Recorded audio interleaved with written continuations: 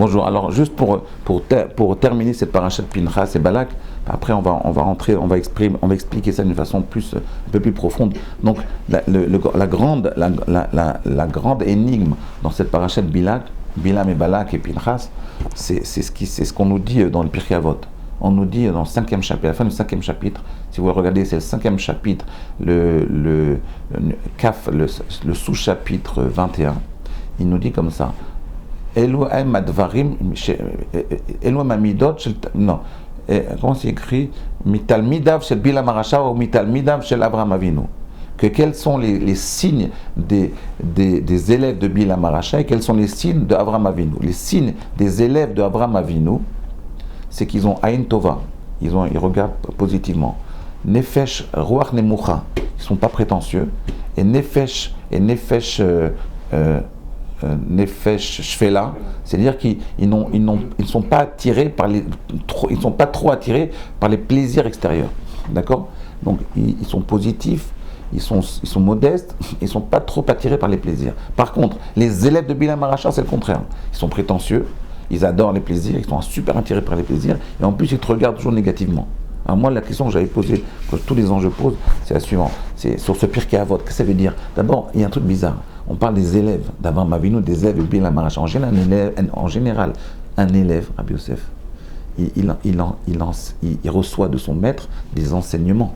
Là, on parle de midot, là. Là, on dit qu'il n'est pas prétentieux, il n'est pas attiré par les plaisirs. Mais là, c'est pas un élève, ça c'est de naissance. Il y a des gens prétentieux, des gens un peu moins prétentieux, on peut travailler ça plus ou moins, mais ce n'est pas l'élève. La définition, d'après les Pirkei Avot, d'après les maximes de nos pères, ça on dit, la définition d'un maître par rapport à un élève, c'est que le maître enseigne un enseignement. Je t'enseigne Rabbi Shimon Shkop, je t'enseigne la médecine, je t'enseigne des enseignements, mais pas des traits de caractère.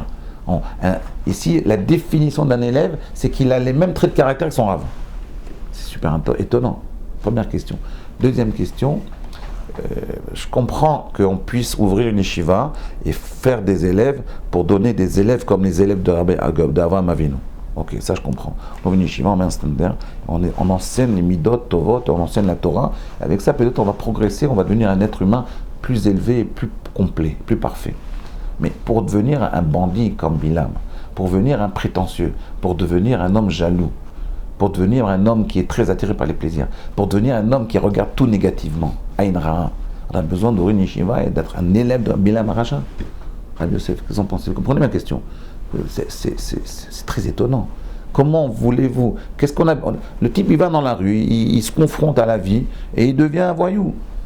Prenez un jeune, mettez dans la rue, sans éducation, il n'a pas de rave. Ben, il devient un mec qui regarde négativement, qui est attiré par les plaisirs et qui est prétentieux. A priori, non?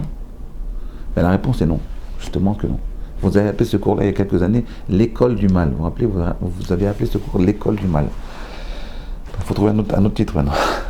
Donc ça veut dire que d'abord, première question, pour répondre à la première question, quelque chose de très intéressant, c'est-à-dire on nous dit ici que en fait un élève, c'est pas seulement celui qui reçoit l'enseignement, ça c'est vrai dans le monde profane. Dans le monde de la Torah, un élève c'est celui qui reçoit surtout les traits de caractère, il est impacté par son rave. C'est que les midot de son rave, ils s'impactent sur lui. Vous comprenez? C'est pas seulement que le rave il choisit des élèves avec des bonnes midot, pas toujours. Mais surtout que le rave, il a un impact sur les élèves au niveau de ses midot. C'est-à-dire quand le rave il regarde tout positivement, l'élève, au bout d'un moment, il finit par regarder tout positivement. Si le rave est très modeste, l'élève, il devient avec le temps plus modeste. C'est étonnant quand même.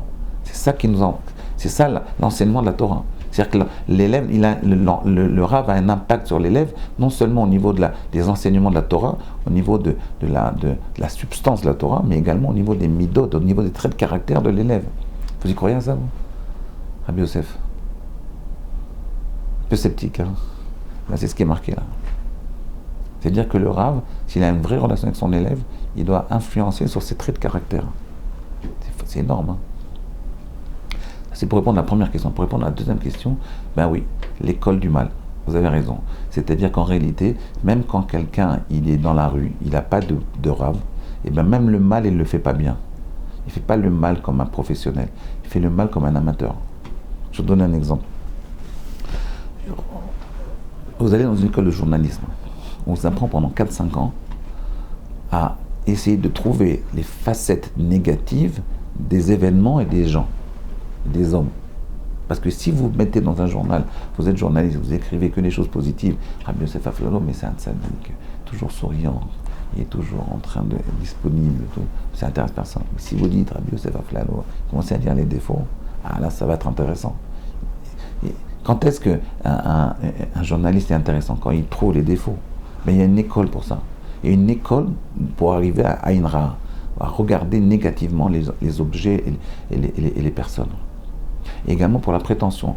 Vous étudiez à Sciences Po, vous apprenez à regarder les gens de haut. Il y a également une école pour enseigner à devenir un spécialiste des plaisirs. Vous voyez? Les Français, par exemple, c'est des spécialistes de plaisir. Un jour, j'avais un rendez-vous à Paris, quelque part, et j'étais à côté d'un restaurant. Vous voyez, c'était vers Avenue Wagram. Il y avait un restaurant, et donc je regardais un peu, il y avait un couple qui mangeait. Je voyais comment ils mangeaient, comment ils regardaient le vin et tout. Eh bien, c'était des spécialistes du plaisir. Les Français, c'est des spécialistes du plaisir.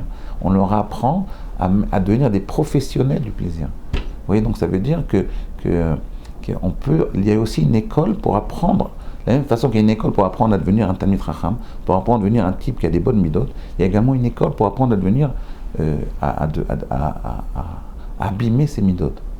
Il y a des écoles pour ça. Intéressant, Rabbi Yosef, vous pensez. Vous savez pourquoi? En fait, c'est plus profond que ça. C'est parce qu'en réalité, les bonnes midot et les mauvaises midot, c'est comme un champ magnétique. Quand vous êtes entraîné dans un cycle de bonnes midot, alors vous le faites après naturellement. Quand vous êtes entraîné dans un cycle de mauvaises midot, vous êtes également entraîné naturellement. Donc il y a des écoles pour ça. Les écoles, elles vous mettent dans un système, comme un champ magnétique, le type qui a des mauvaises midot, le type qui regarde négativement, mais il devient aussi un peu prétentieux, ça va ensemble.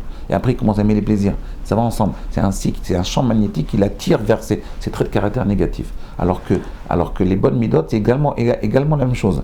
C'est-à-dire qu'un homme qui commence à regarder positivement son voisin, son ami, sa chevrouta, eh bien, quelque part, il va devenir plus modeste. Avec le temps, ça va engendrer des bonnes midot. Un homme qui étudie la Torah et qui a un rave qui lui apprend à regarder positivement les choses et les êtres, eh bien, il va commencer à devenir plus modeste.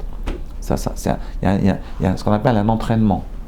Il y a ce qu'on appelle un galgal. C'est un cycle positif dans lequel il est entré. Voilà, à demain.